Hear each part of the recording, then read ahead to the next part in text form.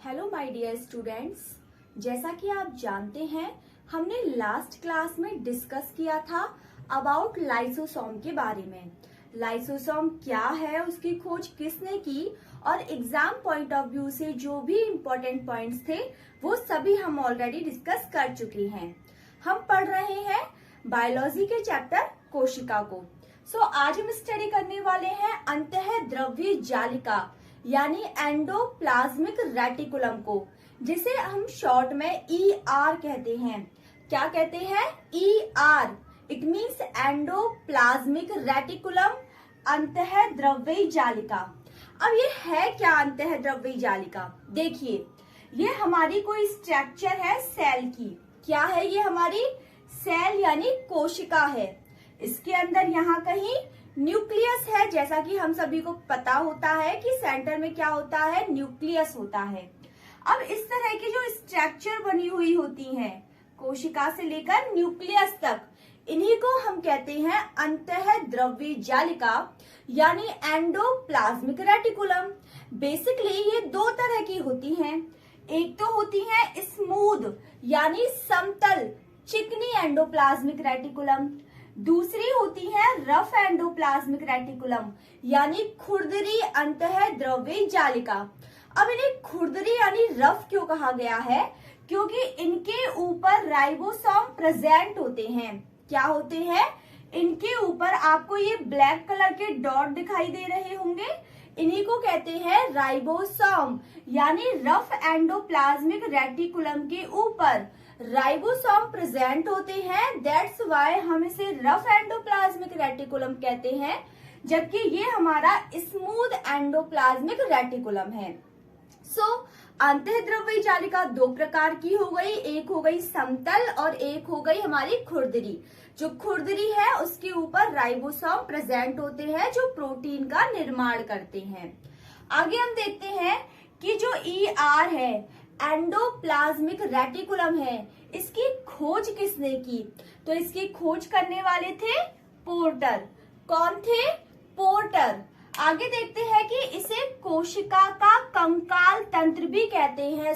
Question पूछा जा सकता है कोशिका का कंकाल तंत्र कहा जाता है, तो इसका सही आंसर है अंतःद्रव्य जालिका यानी एंडोप्लाज्मिक रेटिकुलम। क्या कहा जाता है?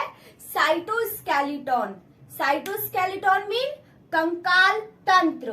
कंकाल तंत्र कोशिका का किसे कहा जाता है? एंडोप्लाज्मिक रेटिकुलम यानी अंतःद्रव्य जालिका को। आगे हम देखते हैं कि जो ER है हमारा, ये दो पार्ट्स में डिवाइड होता है। पहला है रफ पार्ट एंड सेकंड है स्मूथ पार्ट। रफ यानी खुरदरी अंतःद्रव्य जालिका और स्मूथ यानी समतल या चिकनी अंतःद्रव्य जालिका। अब जो खुरदरी होती है इसके ऊपर हमारे जो राइबोसोम होते हैं वो प्रेजेंट होते हैं। ओके, अभी मैंने बताया था रफ एंडोप्लाज्मिक रेटिकुलम, ये वाली रफ एंडोप्लाज्मिक रेटिकुलम के ऊपर ये जो ब्लैक ब्लैक डॉट आपको दिखाई दे रहे हैं यही राइबोसोम है। तो रफ एंडोप्लाज्मिक रेटिकुलम खुरदरी अंतःद्रव्य जालिका के ऊपर राइबोसोम प्रेजेंट होते हैं, जबकि समतल अंतःद्रव्य जालिका यानी स्मूथ ER के ऊपर राइबोसोम एब्सेंट होते हैं। आगे हम बात करते हैं फंक्शन की। जो रफ ER है और स्मूथ ER है, इन दोनों के फंक्शंस क्या क्या हैं? तो सबसे पहले तो हम रफ ER देख लेते हैं। देखिए, हम जानते हैं कि जो रफ ER है उसके ऊपर ये ब्लैक कलर के डॉट्स हैं यानी कि राइबोसोम है, और जहां राइबोसोम होंगे वहीं प्रोटीन का निर्माण होगा। यानी खुरदरी अंतःद्रव्य जालिका जो है वो हेल्प करती है प्रोटीन सिंथेसिस में, यानी प्रोटीन के निर्माण में मदद करती है। कौन? खुरदरी अंतःद्रव्य जालिका। क्यों? क्योंकि इसके ऊपर प्रेजेंट होते हैं राइबोसोम। आगे देखते हैं स्मूथ ER। स्मूथ ER के क्या क्या फंक्शन है? सबसे पहले तो ये लिपिड और कोलेस्ट्रॉल का निर्माण करता है, synthesis of lipid and cholesterol. Second, औषधियों का पाचन करता है। क्या करता है? औषधियों का पाचन करता है। थर्ड एंड लास्ट, निराविषीकरण यानी डिटॉक्सिफिकेशन की क्रिया करता है।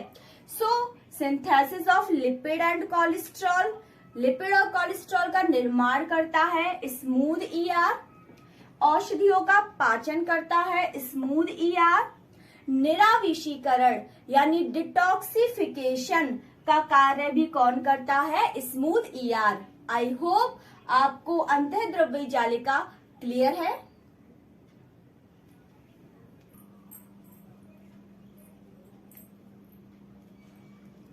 आइए अब बात करते हैं तारककाय की। तारककाय यानी सेंट्रोसोम, जो कि एक कोशिका का भाग है यानी कोशिकांग है। सो तारककाय यानी कि सेंट्रोसोम। सबसे पहले तो हमें ये पता होना चाहिए कि जो हमारा सेंट्रोसोम है यह झिल्ली विहीन कोशिकांग है। कैसा कोशिकांग है? झिल्ली विहीन, यानी इसके चारों ओर झिल्ली नहीं होती। ओके, सो बेसिकली दो प्रकार के कोशिकांग हैं जो झिल्ली विहीन है। पहला तो हमें पता चल गया सेंट्रोसोम यानी तारककाय, लेकिन दूसरा होता है राइबोसोम। क्या होता है? राइबोसोम। राइबोसोम भी हमारा झिल्ली विहीन कोशिकांग है। ओके, आगे बात करते हैं तारककाय की खोज के बारे में। सो तारककाय की खोज करने वाले थे बैंडेन। कौन थे? बैंडेन। नाम किसने दिया ये तारककाय?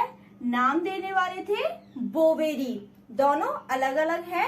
सेंट्रोसोम तारककाय नाम दिया था बोवेरी ने, जबकि खोज की थी बैंडेन ने। अब ये जो तारककाय है यह पादपों में अनुपस्थित होता है, एब्सेंट होता है पादपों में। इसका मतलब यह केवल और केवल जंतु कोशिका में ही पाया जाता है। जो हमारा तारककाय है यह पादपों में अनुपस्थित होता है, यानी केवल जंतु कोशिका में यह उपस्थित होता है। बात कर लेते हैं इसके कार्य की। तारककाय के कार्य क्या होते हैं? सो ये कोशिका विभाजन में सहायक है। कोशिका विभाजन में किस प्रकार सहायक है? तर्कु निर्माण करने में। भाई कोशिका का विभाजन होता है तो जो हमारा तारककाय है वो तर्कु का निर्माण करता है, तो इस प्रकार यह कोशिका विभाजन में हेल्प करता है। दूसरा, शुक्राणु की पूंछ का निर्माण करता है। शुक्राणु की स्पर्म की जो पूंछ है उसका निर्माण भी कौन करता है? तारककाय करता है। यह नर्व सेल में अनुपस्थित होता है। जो नर्व सेल होती है उसके अंदर हमारा तारककाय एब्सेंट होता है, अनुपस्थित होता है। तो बेसिकली ये तो हो गए इसके कार्य। आगे जानते हैं कि जो एक तारककाय होता है वो दो तारक केंद्रों से मिलकर बना होता है। देखिए, सेंट्रोसोम यानी तारककाय, सेंट्रियोल यानी तारक केंद्र। यानी तारककाय, एक तारककाय दो तारक केंद्रों से मिलकर बना होता है, यानी दो सेंट्रियोल से मिलकर बना हुआ होता है। जो तारक केंद्र हैं, सेंट्रियोल हैं, ये क्या होती हैं? ये सूक्ष्म नलियों से मिलकर बनी हुई संरचना होती है, जो कि ट्यूबिलिन प्रोटीन से बनी हुई होती हैं। किससे बनी होती हैं? ट्यूबिलिन प्रोटीन से बनी हुई होती हैं। सो तारककाय यानी सेंट्रोसोम ये झिल्ली विहीन कोशिकांग है जिसमें कोई भी झिल्ली नहीं पाई जाती। खोज करने वाले थे बैंडेन, जबकि नाम देने वाले थे बोवेरी। पादपों में यह अनुपस्थित होता है, इसका मतलब केवल और केवल जंतु कोशिका में ही उपस्थित होता है। कोशिका विभाजन में यह सहायक होता है, कोशिका विभाजन में तर्कु निर्माण करता है, इसीलिए शुक्राणु की पूंछ का निर्माण करता है। यह नर्व सेल यानी तंत्रिका कोशिका के अंदर अनुपस्थित होता है, एब्सेंट होता है। एक तारककाय दो तारक केंद्रों यानी सेंट्रियोल से मिलकर बना होता है। अब ये सेंट्रियोल क्या है? सूक्ष्म नलिकाओं से मिलकर बनी हुई संरचनाएं हैं, जो कि ट्यूब्यूलिन प्रोटीन से मिलकर बनी हुई होती हैं। आई होप तारक केंद्र क्या है, तारककाय क्या है, ये आपको क्लियर है।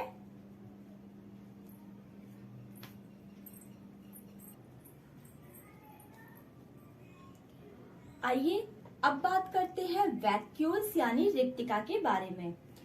रिक्तिका यानी वैक्यूल्स, यह पादपों में पाया जाने वाला सबसे बड़ा कोशिकांग है। पादपों में पाया जाने वाला सबसे बड़ा कोशिकांग कौन सा है? रिक्तिका यानी कि वैक्यूल्स। इसका जो बाहरी आवरण होता है, जो आउटर लेयर होती है, वो टोनोप्लास्ट कहलाती है। क्या कहलाती है? टोनोप्लास्ट कहलाती है। जल एवं खनिज इसके अंदर पाए जाते हैं। ये जो रिक्तिका है, वैक्यूल्स है, जिसकी आउटर लेयर को हम टोनोप्लास्ट कह रहे हैं, इसके अंदर पाया जाता है जल एवं खनिज। क्या? जल एवं खनिज। इसलिए इसको मिला के हम बोलते हैं कोशिका रस। क्या कहते हैं? कोशिका रस। यानी रिक्तिका के अंदर कोशिका रस पाया जाता है, जिसके अंदर उपस्थित होता है जल एवं खनिज। अब बात करते हैं वर्क की कि रिक्तिका के कार्य क्या क्या है। तो जल एवं लवण का संतुलन बनाए रखता है, यानी वाटर और लवण इन दोनों को बैलेंस करने का काम करता है। कौन? रिक्तिका यानी कि वैक्यूल्स। सबसे बड़ी आकार की जो रिक्तिका होती है, जो सबसे बड़ी आकार की रिक्तिका है, वो पाई जाती है मरुद्भिद पादपों में। किसमें पाई जाती है? मरुद्भिद पादप यानी जीरोफाइट में। वेरी इंपॉर्टेंट, मरुद्भिद पादपों में सबसे बड़ी रिक्तिका उपस्थित होती है, सबसे बड़े आकार की, जिसे हम कहते हैं जीरोफाइट। मरुद्भिद पादपों को क्या कहा जाता है? जीरोफाइट। अगर हम बात करें कि रिक्तिका कौन से पादपों में अनुपस्थित होती है, एब्सेंट होती है, तो इसका आंसर होगा जलोदभिद यानी हाइड्रोफाइट। जलोदभिद पादपों के अंदर रिक्तिका अनुपस्थित होती है, जबकि जीरोफाइट यानी मरुद्भिद पादपों में सबसे बड़े आकार की रिक्तिका पाई जाती है। अब जैसा कि आप ये डायग्राम देख रहे हैं, ये जो डायग्राम है हम मान सकते हैं रिक्तिका यानी वैक्यूल्स का है। इसकी आपको रेड कलर से जो आउटर लेयर दिखाई दे रही है, यानी बाहरी आवरण दिखाई दे रहा है, इसे हम कहेंगे टोनोप्लास्ट। क्या कहेंगे? टोनोप्लास्ट।